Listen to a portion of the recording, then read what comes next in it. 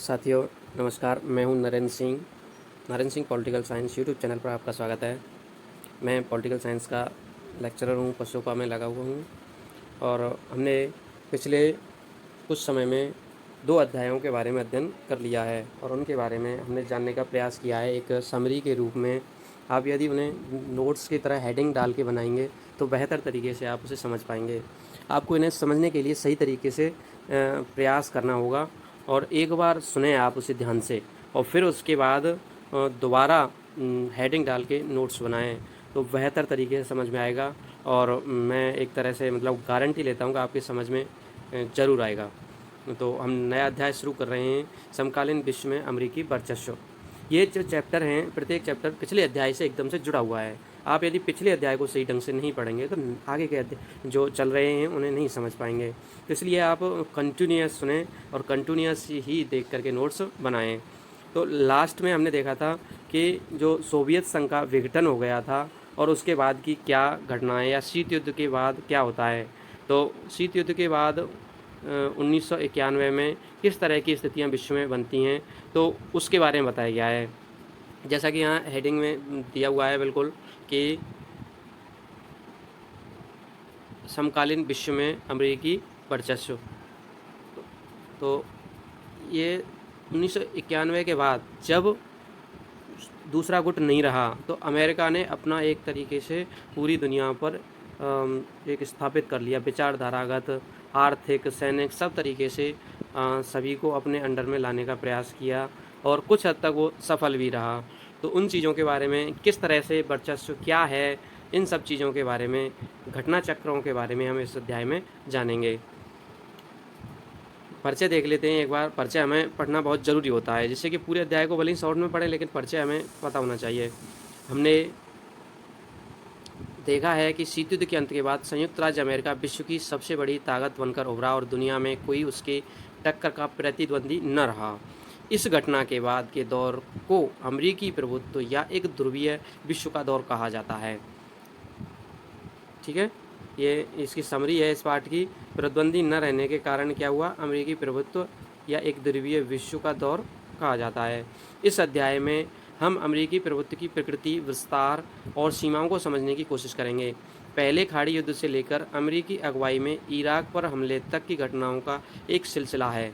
इस अध्याय में हम क्या पढ़ेंगे, खाड़ी युद्ध। पहला खाड़ी युद्ध 1990, पहला जो खाड़ी युद्ध था 1990 और उससे लेकर के इराक पर हमला जो कि कब हुआ, 2003 में।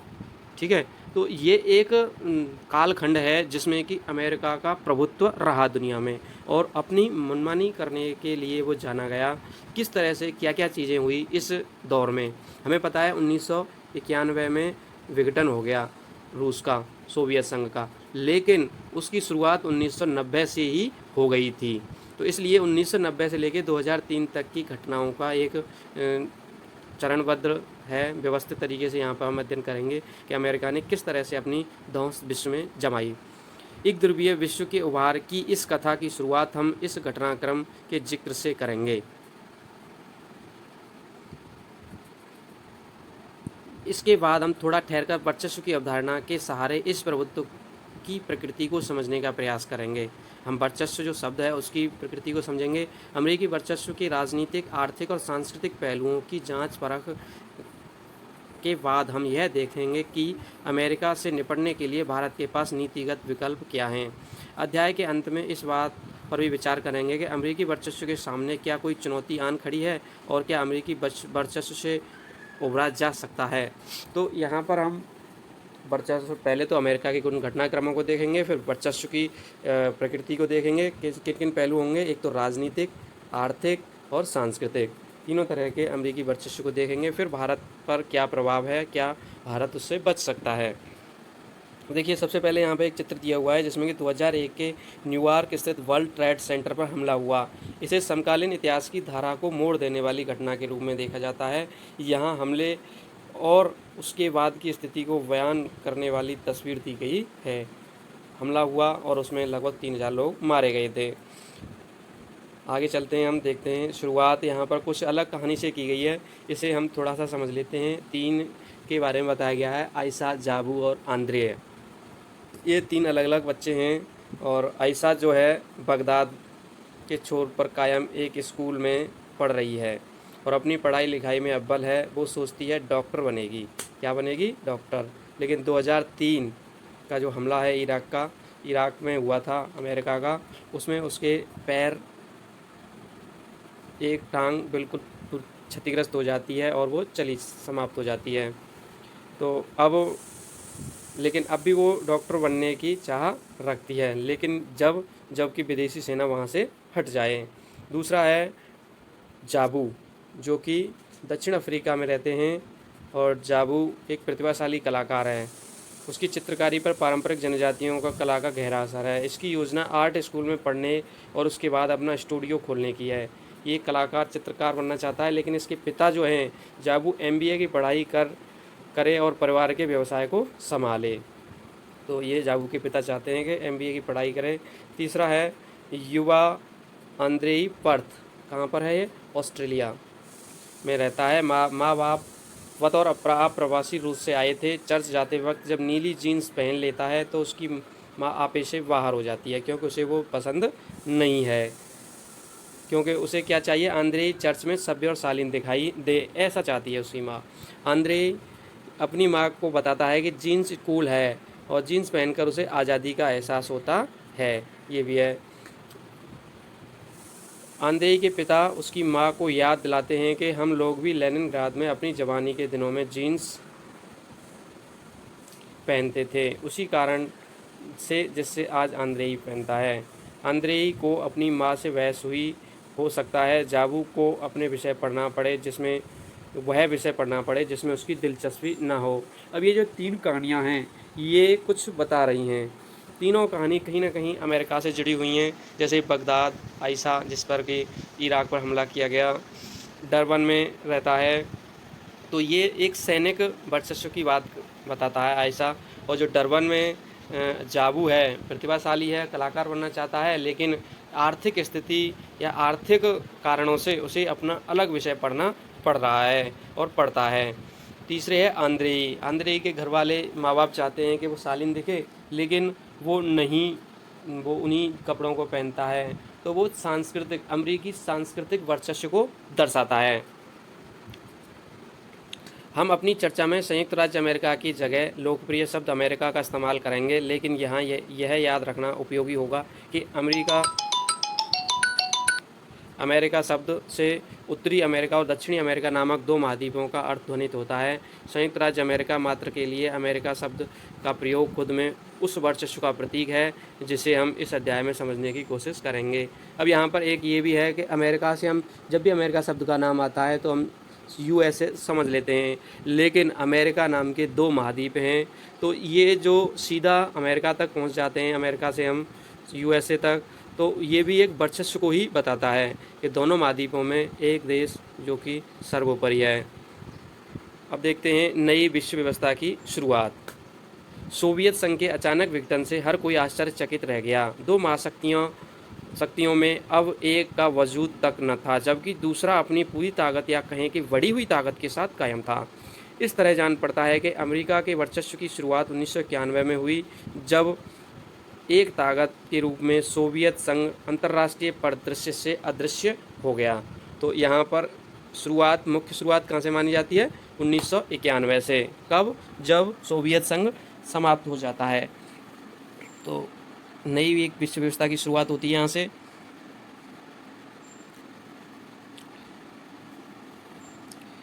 एक हद तक यह बात सही है, लेकिन हमें इसके साथ साथ 2 और बातों का ध्यान रखना होगा। पहली बात यह है कि अमेरिकी वर्चस्व के कुछ पहलुओं का इतिहास 1991 तक सीमित नहीं है, बल्कि इससे कहीं पीछे दूसरे विश्व युद्ध की समाप्ति के समय 1945 तक जाता है। इससे पहले 1945 में भी उन्हीं का वर्चस्व था। इस पहलू के बारे में हम इसी अध्याय में पढ़ेंगे। दूसरी बात, अमेरिका ने 1991 से ही वर्चस्वकारी ताकत का बर्ताव करना शुरू किया। दरअसल यह बात ही अब बहुत बाद में जाकर साफ हुई कि दुनिया वर्चस्व के दौर में जा रही है। आइए हम उस प्रक्रिया की चर्चा करें जिसने अमेरिकी वर्चस्व की जड़ों को ज़्यादा गहरे तक जमा दिया। अब देखिए 1900 शुरुआत कहाँ से होती है?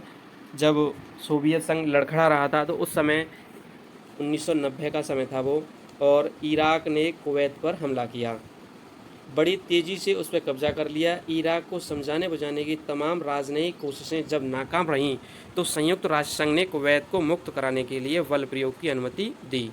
संयुक्त राष्ट्र संघ यूएनओ ने कुवैत को मुक्त कराने की बल प्रयोग की अनुमति दे दी। शीत युद्ध के दौरान ज़्यादातर मामलों में चुप्पी साध लेने वाला यूएनओ संयुक्त राष्ट्र संघ लिहाज से यह एक नाटकीय फैसला था। अमेरिकी राष्ट्रपति जॉर्ज बुश ने इसे नई विश्व व्यवस्था की संज्ञा दी। चूँकि जब शीत युद्ध चल रहा था तो उस समय सोवियत संघ चुप्पी साध लेता था, लेकिन 1990 में अचानक से उसने अनुमति दे दी। तो इसी व्यवस्था को, इस तरह से लोगों की सहमति को अमेरिकी राष्ट्रपति जॉर्ज बुश ने नई विश्व व्यवस्था की संज्ञा दी।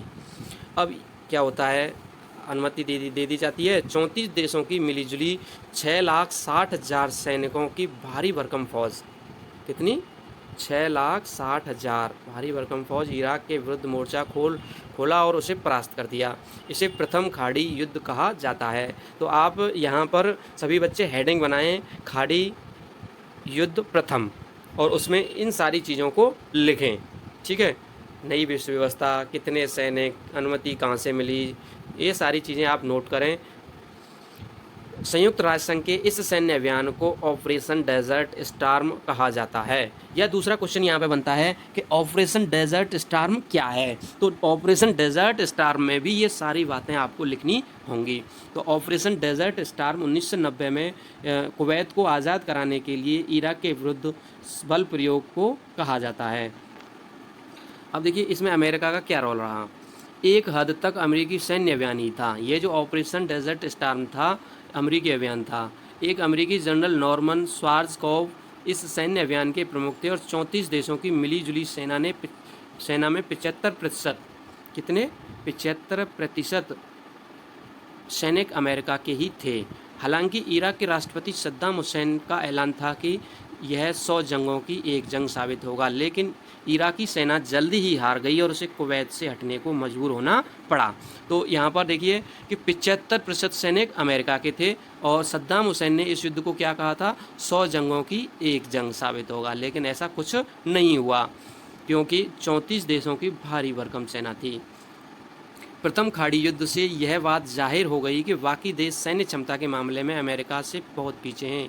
इस मामले में प्रौद्योगिकी के धरातल पर अमेरिका बहुत आगे निकल गया है, बड़े विज्ञापनी अंदाज में। अब देखिए अमेरिका ने इस युद्ध को लड़ा, लेकिन कैसे लड़ा, विज्ञापनी अर्थात प्रचार किया आपने।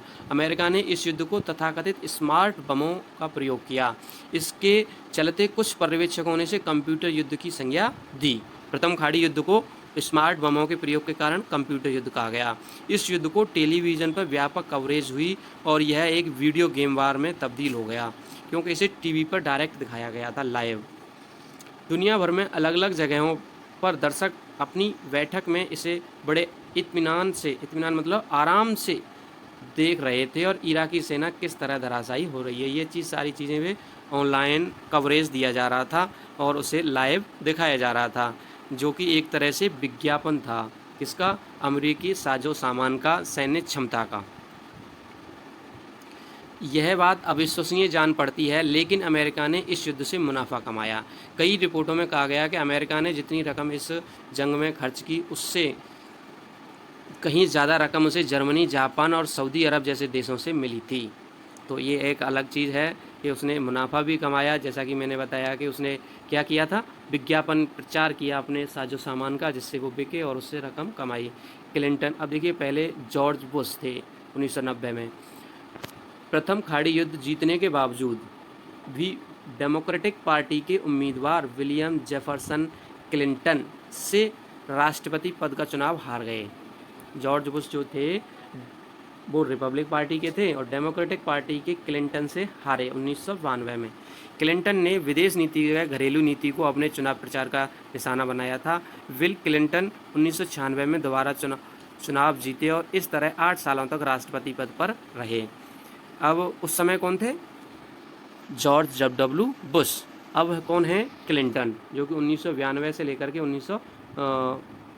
2000 तक रहे, 8 वर्ष तक रहे, तो 2000 तक ये रहते हैं।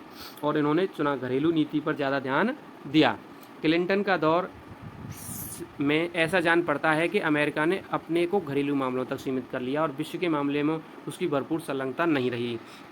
लेकिन विदेश नीति के मामले में क्लिंटन सरकार ने सैन्य शक्ति और सुरक्षा जैसी कठोर राजनीति की जगह लोकतंत्र को बढ़ावा। अब क्लिंटन का ध्यान कहाँ था? कठोर राजनीति की जगह पर लोकतंत्र का बढ़ावा देने, जलवायु परिवर्तन जैसे विश्व व्यापार जैसे नरम मुद्दों पर ध्यान दिया।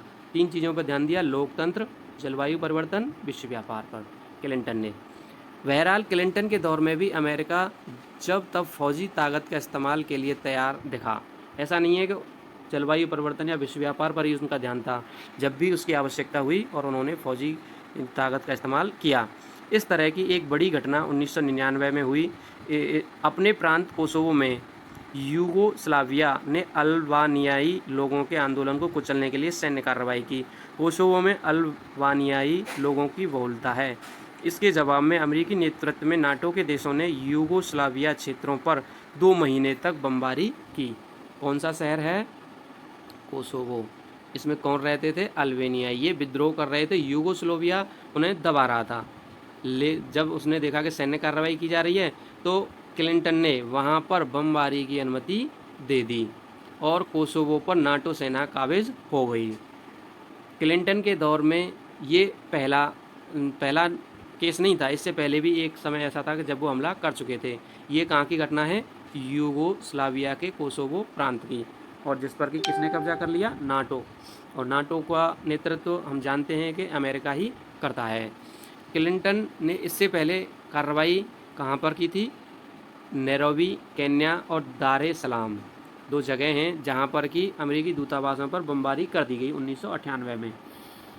केन्या और तंजानिया में अतिवादी इस्लामी विचारों से प्रभावित आतंकवादी संगठन अल-कायदा की इस बमबारी के लिए जिम्मेदार ठहराया गया। इस बमबारी के कुछ दिनों के अंदर राष्ट्रपति क्लिंटन ने ऑपरेशन इनफाइनाइट रीच का आदेश दिया। अब 1998 में ये ऑपरेशन इनफाइनाइट रीच चलता है। किसके विरुद्ध चलता है? केन्या में हमला किया जाता है दूतावास पर, और तंजानिया। और ये कहाँ पर ऑपरेशन इनफाइनाइट चलता है? अमेरिका ने सूडान और अफ़गानिस्तान के अल-कायदा के ठिकानों पर कई बार क्रूज़ मिसाइल से हमला किया, क्योंकि इन्हें पता चला कि वहाँ जो आतंकवादी हमला किया था वो कहाँ छुपे हुए हैं? सूडान में और अफ़गानिस्तान में। और इसका नाम क्या था? Operation infinite reach. तो यहाँ पर आप क्वेश्चन बना सकते हैं कि ऑपरेशन इनफाइनाइट रीच क्या है। तो आप उसके आंसर में लिखेंगे कि अमेरिकी दूतावास, जो कि 2 जगह कहाँ पर? नैरोबी केन्या और दार ए सलाम तंजानिया में अमेरिकी दूतावासों पर 1998 में बमबारी की गई थी। उसके खिलाफ अमेरिका ने ऑपरेशन इनफाइनाइट रीच चलाया, और इस ऑपरेशन इनफाइनाइट रीच में सूडान और अफ़गानिस्तान पर क्रूज़ मिसाइलों से हमले किए गए। तो इस तरह से आप इसमें क्वेश्चन बनाएं और उनके आंसर लिखें। अमेरिका ने अपनी इस कार्रवाई के लिए संयुक्त राष्ट्र संघ की अनुमति लेने या इस सिलसिले में अंतर्राष्ट्रीय कानूनों की परवाह नहीं की। ये अमेरिका के वर्चस्व को दर्शाता है कि इसने यूएनओ या अंतर्राष्ट्रीय कानूनों की कोई परवाह नहीं की और ना ही वहाँ से अनुमति ली ऑपरेशन इनफाइनाइट रीच चलाने के लिए। अमेरिका पर आरोप लगा के उसने अपने इस अभियान में कुछ नागरिक ठिकानों पर हमला पर भी निशाना साधा, जबकि इनका आतंकवाद से कोई लेना देना नहीं था। पीछे मुड़कर हमने देखने पर लगता है कि यह तो शुरुआत भर थी। अब हम जब आगे बढ़ेंगे तो इससे भी बड़ा हमला करेगा अमेरिका, उसे देखते हैं हम। 9/11 और आतंकवाद के विरुद्ध विश्वव्यापी युद्ध। क्वेश्चन बनेगा यहाँ पर कि 9/11 का हमला क्या है या 9/11 क्या है। तो इसके आंसर में आप लिखेंगे कि 11 सितंबर 2001 के दिन विभिन्न अरब देशों के 19 अपहरणकर्ताओं ने उड़ान भरने के चंद मिनटों बाद 4 अमेरिकी व्यावसायिक विमानों पर कब्जा कर लिया। 9/11 की ये घटना है, और 9/11 उल्टा कर किया जाता है कि 11 सितंबर 9वां महीना है। तो यहाँ पर व्यावसायिक विमानों पर कब्जा किया जाता है, और इन विमानों को अमेरिका की महत्वपूर्ण इमारतों से सीधे में उड़ाकर ले गए। इमारतों की सीध में उड़ाकर ले गए। 2 विमान न्यूयॉर्क वर्ल्ड ट्रेड सेंटर के उत्तरी और दक्षिणी टावर से टकराए। अब देखिए 2 कहाँ पर टकरा गए हैं, वर्ल्ड ट्रेड जो कि शुरुआत में दिखाया गया था, उत्तरी और दक्षिणी टावर से टकराए थे। तो तीसरा विमान वर्जीनिया के आर्लिंगटन स्थित पेंटागन से टकराया। पेंटागन में अमेरिकी रक्षा विभाग का मुख्यालय है, पेंटागन से भी टकराया। चौथे विमान को अमेरिकी कांग्रेस की मुख्य इमारत से टकराना था, लेकिन पेंसिल्वेनिया के एक खेत में गिर गया। कांग्रेस पे से ही टकराना था, जो कि सक्सेस नहीं हुआ। इसे 9/11 कहा जाता है। चूँकि अमेरिका में उल्टा लिखा जाता है इसीलिए इसे 9/11 कहा जाता है। भारत में 11/9 लिखा जाता। इस हमले में लगभग 3,000 लोग मारे गए। कितने लोग मारे गए? 3,000 लोग।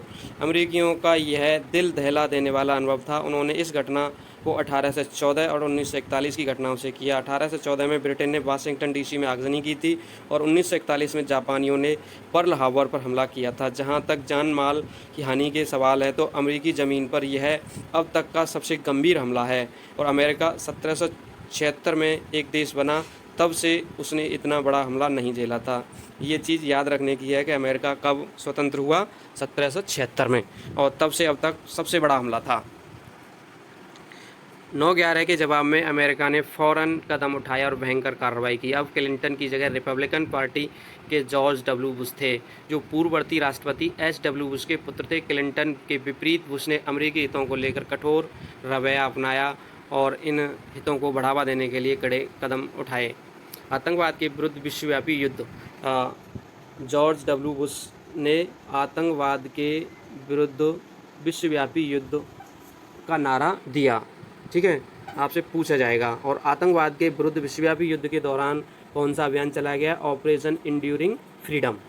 यह अभियान उन सभी के खिलाफ चला जिन पर 9/11 का शक था। इस अभियान में मुख्य निशाना अल-कायदा अफ़गानिस्तान के तालिबान शासन को बनाया गया। तालिबान के शासन के पांव जल्दी ही उखड़ गए, लेकिन तालिबान और अल-कायदा के अवशेष अब भी सक्रिय हैं। तो ऑपरेशन इंड्यूरिंग फ्रीडम 9/11 के हमले के बाद अफ़गानिस्तान में चलाया गया हुआ अभियान था। 9/11 की घटना के बाद अब तक इनका एक तरफ से पश्चिमी मुल्कों में कई जगहों पर हमले हुए। इससे इनकी सक्रियता की बात स्पष्ट हो जाती है। अमेरिकी सेना ने पूरे विश्व में गिरफ्तारियां की। अक्सर गिरफ्तार लोगों को उनकी सरकारों को जानकारी नहीं दी गई। गिरफ्तार लोगों को अलग अलग जगह भेजा गया, उन्हें खुफिया जेल खानों में बंदी बनाकर रखा गया। क्यूबा के निकट अमेरिकी नौसेना का एक ठिकाना ग्वांतानामो बे में है। कुछ बंदियों को वहां रखा गया। इस जगह रखे गए बंदियों को न अंतर्राष्ट्रीय कानूनों की सुरक्षा प्राप्त थी, न ही अपने देश या अमेरिका के कानूनों की। संयुक्त राष्ट्र संघ की प्रतिनिधियों तक को इन बंदियों से मिलने की अनुमति नहीं थी। तो साथियों, आज के वीडियो में इतना ही।